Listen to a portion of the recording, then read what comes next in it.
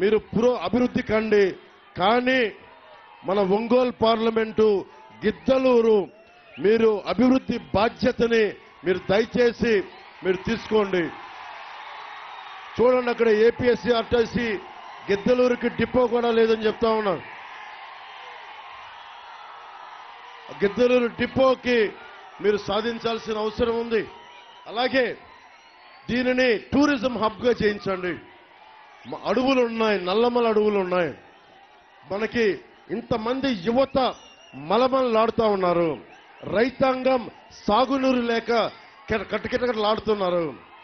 ఎందుకు ఇంతమంది రోడ్ల మీదకి వస్తారంటే ఒక పవన్ కళ్యాణ్ చూసి కాదు, ఎవడన్నా వచ్చి ఈ నేలకి, మా ప్రకాశం జిల్లాకి, మా గిద్దలూరుకి, మార్కాపురంకి, ప్రకాశం జిల్లా నియోజకవర్గానికి వలస వెళ్ళిపోతున్న నేల ఇది. వలస వెళ్ళిపోతున్న నేల ఇది. వలసలు ఆగాలి అని కోరుకుంటున్నాం మీకోసం. దానికోసం పరిశ్రమలు రావాలి. ఒక్కొక్క జగన్తో ఒక సమస్య ఉంది. జగన్కి ఒక సమస్య ఉంది. జగన్ ఎప్పుడు ఒక పచ్చటి మొక్కని కొట్టేయడం తెలుసు తప్ప మనకి పాతి దాన్ని పెంచడం తెలియదు. మొన్న ఈ మధ్యన రైల్వే కోడూరులో వైసీపీ నాయకులు అంతకుముందు ఇప్పుడు కానీ పచ్చని చెట్లు నరికేస్తారు. అరే, ఒక చెట్టును పెంచడం ఎంత కష్టం తెలుసా? ఒక విత్తుని నాటితే అది ఎన్ని సంవత్సరాలు అవుతుంది చెట్టుగా అవడానికి, నీడనివ్వడానికి.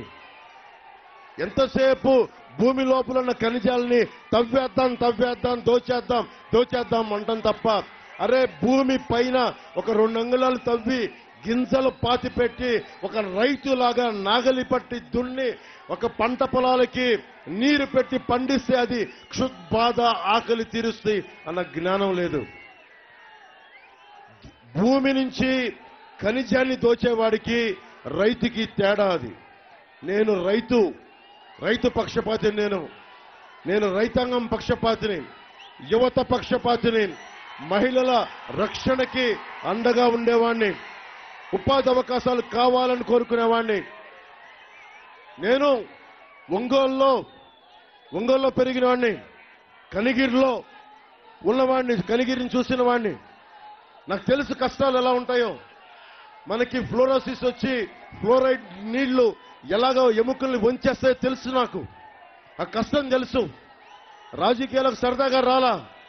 అందరూ ఉత్తరాంధ్ర వెనుకబాటుతనం, రాయలసీమ వెనుకబాటుతనం అంటారు. కానీ ఎవ్వరికీ తెలియని గణాంకాలు. ప్రకాశం జిల్లాలో 150 కోట్లు ఖర్చు పెట్టి పోటీ చేయడానికి డబ్బు ఉంది. కానీ 150 కోట్లు పెట్టి ఒక చిన్న ఇరిగేషన్ ప్రాజెక్ట్ ని పూర్తి చేయడానికి మనసు పట్ల. దానికి మేము బాధ్యత తీసుకుంటాం. నేను ఈ రోజున అశోక్ రెడ్డి గారికి ఓటేయమని అడగడానికి వచ్చాను. తెలుగుదేశం పార్టీ తరఫున, కూటమి ప్రభుత్వం తరఫున మాగంటి సుబ్బరామరెడ్డి గారి కోసం వచ్చాం. పార్లమెంట్ అభ్యర్థిగా గెలిపించమని నేను బాధ్యత తీసుకుంటున్నా. అసెంబ్లీలో పిఠాపురం నుంచి నేను పోటీ చేస్తున్నా. నేను గెలుస్తున్నా. అశోక్ రెడ్డి గారు ఉంటారు. నేను ఒక్క పిఠాపురం కోసం పనిచేయట్లా. 175 నియోజకవర్గాలు, 25 పార్లమెంట్లు, 5 కోట్ల మంది ప్రజలకి పని చేయడానికి అసెంబ్లీలోకి అడుగు పెడుతున్నాను. అందరి కష్టాలకి అందరినీ నేను ఒక్కనే చేయలేను. కాబట్టి అశోక్ రెడ్డి గారు కూడా పక్కనుంటే నేను మన సమస్యని మరింత బలంగా తీసుకెళ్లగలను. ఒక్క పదవి లేకుండా ఒక్క వెంకయ్య నాయుడికే కష్టం వస్తే మొత్తం వచ్చి ఎస్పీ గారి దాకా వచ్చిన వాడిని. మీకు కష్టం వస్తే వెలుగొండ ప్రాజెక్టుకి నీళ్లు కావాలంటే, మన సాగునీటి అవసరాలు కానీ, మన తాగునీటి అవసరాలు కానీ, యువతకి ఉపాధి కానీ, ఏది కావాలన్నా నేను మీకు అండగా ఉంటాను. మీకోసం పనిచేసే కూలీని, మీ కుటుంబంలో ఒకడిని, మీ సన్నిహితుల్లో ఒకడిని.